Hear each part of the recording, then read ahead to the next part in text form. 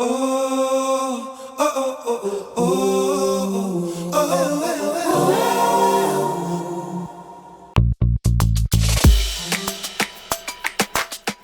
so scared about finances, not finances, but land. Yeah. Where now, remember there was a huge purge of companies that were coming up, selling land? Yes. The properties. Yes. There's a time there were so many. Yes. So I feel like we're part of the very big generation that was very scared to seeing our parents being swindled by those companies. I'm a very good example.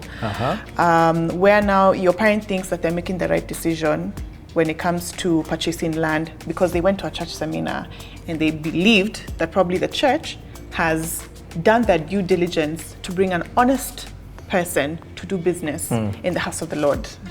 Right. No one would lie in the house of the Lord. No one would lie, imagine. Yeah. And it's not an unreasonable expectation, to be honest. Yeah. And they give such huge discounts because it's the church. They have done us a favor.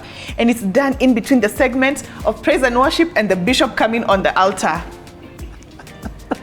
My God! Right. So when your mother comes and tells you, and you're like, wow, mom, I really think this is a good decision. Where else? God has blessed that plan, in fact.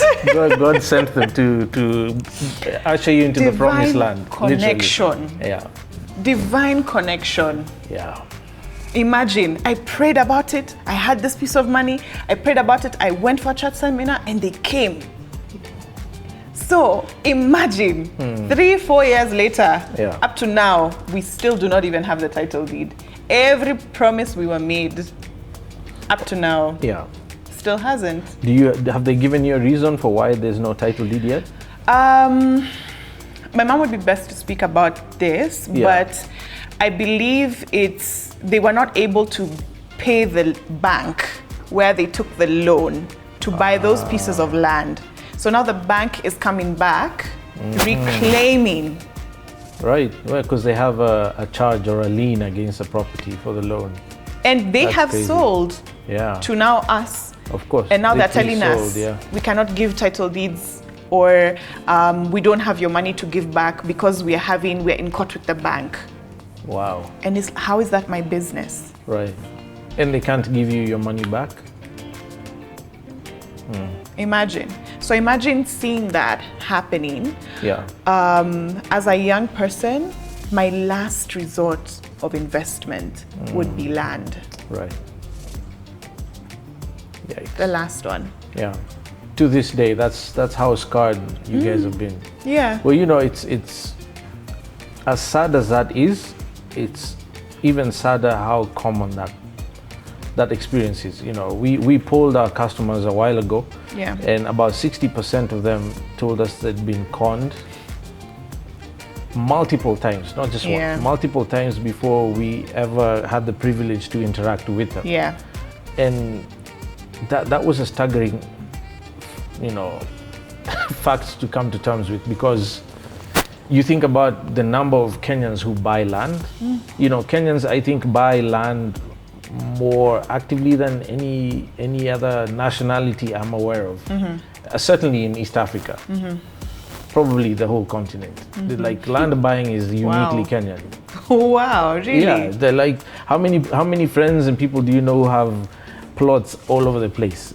Many of which they haven't even gone to see. They bought them sight unseen off of a plan because they saw an ad during primetime news on a weekday, or it was being advertised on radio. Yeah. And a friend of theirs wanted to buy, so they bought along with them just for the sake of.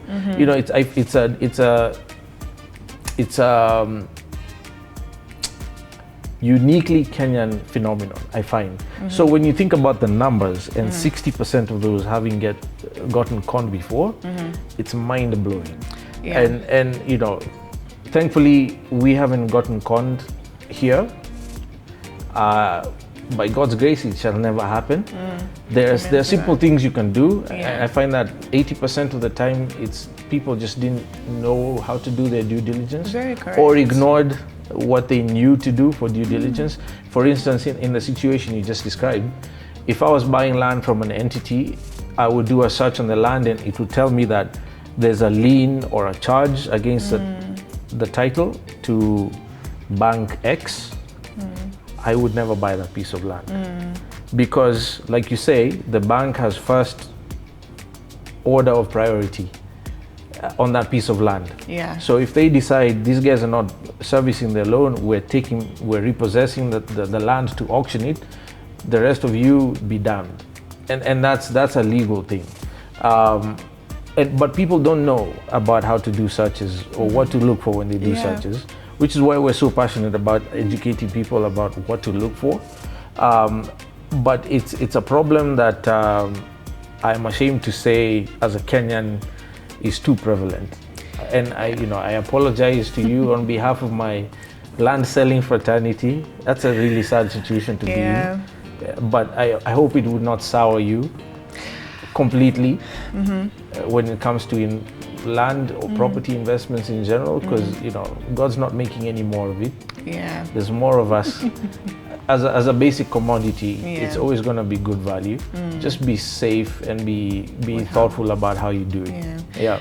I remember, in fact, having this conversation and saying, I'm not saying that I will never buy land. Yeah. But at the point at which I will buy land, it will be to build and not have it as an asset that I keep. Okay. So not to be in the land buying and selling business.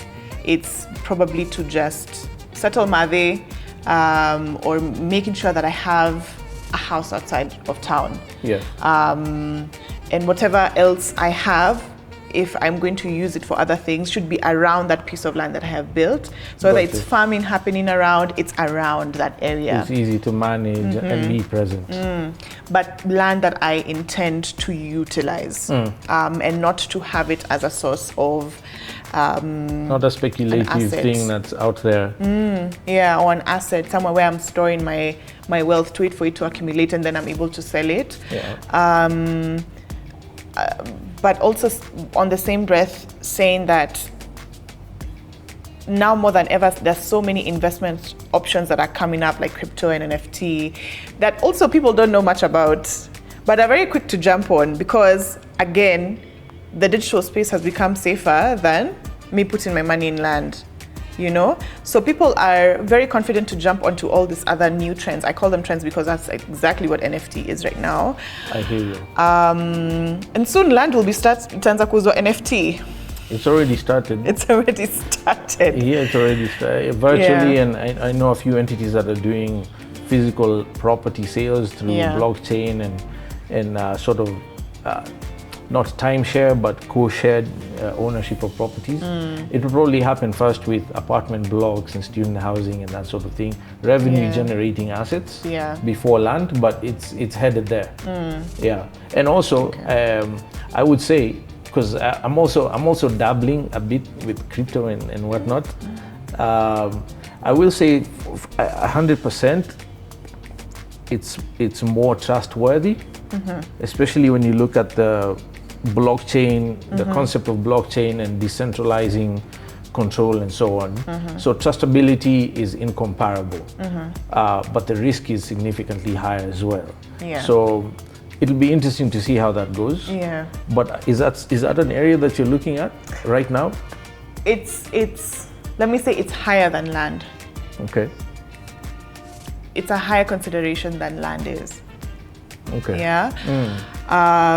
Again, because of, let me call it, past trauma. Understandably. Happened. Yeah. And also just seeing how now the safest mode of buying land is through a relative or through somebody else. Because there's the option of buying through a properties company, but there's also the option of, so-and-so's uncle is selling a piece of land in, in Machakos, and this and this and this. And because then of trust. Yeah. You get to know that person. But also those ones never end. Not all of them end well. You'll find that probably the person ends up dying, and then now the siblings are refusing to let go of the property. Right. It also comes with its fair share of drama. Right. But I would say other forms of investment have higher consideration than land has become. Okay. But also allowing for me this year to be the year where I'm able to allow myself to explore other ways and other options, such as land now, Yes. because I cannot eliminate something that I do not have full knowledge of. Yeah. And that was the basis of the problem, is I'm eliminating it because I do not fully understand what the business of buying and selling land involves. Right. So let me first understand why I am saying no to land, or let me understand what this business is about. So then I can make an informed decision on whether I am completely disqualifying buying land as a form of investment and asset buildup. But until then, it wasn't a fair judgment, because now you're learning from what other people have done and what other people are telling you. Yeah. And this is why now falling victim of properties was now huge, because a lot of people were not educated in the business of buying and selling land. In fact, I feel like it should be even a model in universities. Absolutely, yeah. Or high school. Why am I now learning about taxes now and the things that actually affect us? Yeah. Absolutely. Because you get your job and then you don't know how to manage your taxes, and then you don't know how to manage your wealth, and then you're getting swindled by land buyers. It's insane. So you teach me how to make money, or things that will get me to make money, but you don't teach me how to manage my money. Manage it, to grow it, or keep it. At all. Yeah, interesting. Yeah. So, on that note, do you want to take a break and refill your coffee? No. I'm very good to go. You're good? Continue going. All right. So on that note, what questions might you have around the question of land and getting information? How can people like us help, in your view, from your perspective? Yeah. And speaking on behalf of your generation. And of course, I mean, the answer is going to be universally applicable, no matter your age group and whatnot. But from your point of view, what do you think is missing?